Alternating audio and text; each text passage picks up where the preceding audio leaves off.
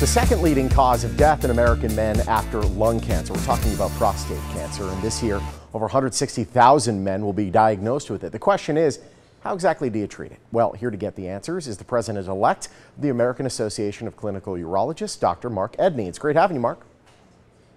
Thanks for having me. All right, so these numbers, they're pretty staggering. The American Cancer Society estimates 1 in 9 men will be diagnosed with prostate cancer sometime in their lifetime. What are the treatment options if we find ourselves in this 11%? Yeah, it's a tremendous amount of prostate cancer that's out there. As you say, it's the most common kind of cancer. In my practice, I diagnose it about once a week. Wow. And the treatment options I discuss with men are surgery to remove the prostate, radiation delivered from outside the body, or freezing the prostate. That's called cryotherapy. And additionally, and an increasingly used option, is the notion of what's called active surveillance, meaning we're not going to treat it right away. We're just going to watch, because you may have the type of prostate cancer that doesn't appear that aggressive.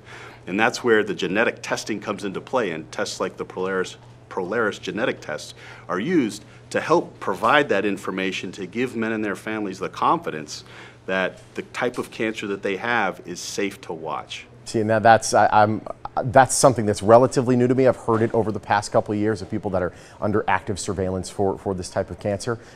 How big of an issue is overtreatment of prostate cancer? How often do you see doctors maybe go a little further than they need to?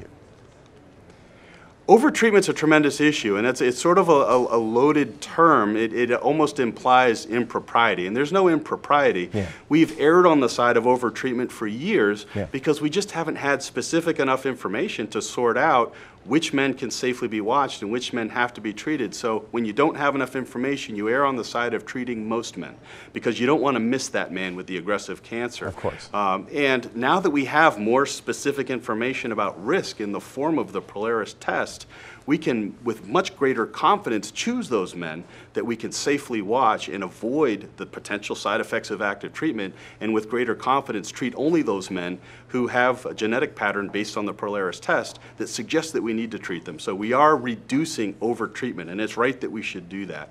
And the Prolaris test is really helping us do that with greater precision and greater confidence. It's pretty remarkable that there's little markers in this genetic test to be able to say, you know what, this one you might not have to worry as much about. We'll keep an eye on it and not go any further. How have your clients taken to this? I'm sure they're pretty happy when they're told, hey, you don't have to go under the knife right now, you'll be okay.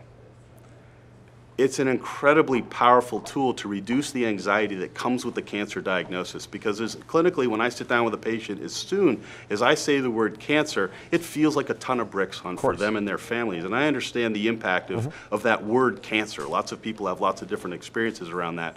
But when I take the time to explain the science and point out that not all cancer is the same, there are some types of cancer, even outside of prostate cancer, that grow very slowly and pose no risk, like a basal cell cancer of the skin, for example. Yeah.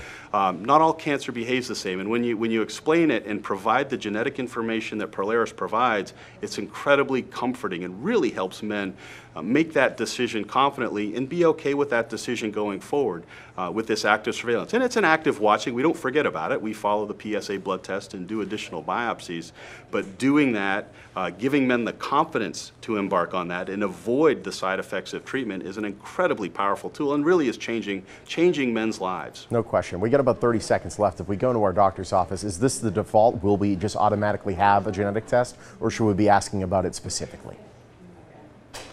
Men should not ask about it, because in not every office, even where it's available, is it being done automatically. Gotcha. So it's very important that we're having this conversation, that men are aware of the Prolaris test, and if they have a biopsy of their prostate and are diagnosed with prostate cancer, ask about the Prolaris test. In my practice, I use it for all of the men that are initially biopsied and diagnosed, because it's just, I find it critical information in counseling them about whether it's safe to watch it or do we need to launch into therapy. Not all urologists approach that the same way. So even though the test is widely available and widely covered by insurance, not enough urologists are using it. And so men need to ask about the Prolaris test if you've been biopsied and have a positive biopsy for prostate cancer. Doctor, it's a pleasure. Thank you so much. Thank you. Get the correct treatment and improve your odds in the face of prostate cancer. To learn more, visit Prolaris.com. Prolaris, a proud sponsor of the Morning Blend.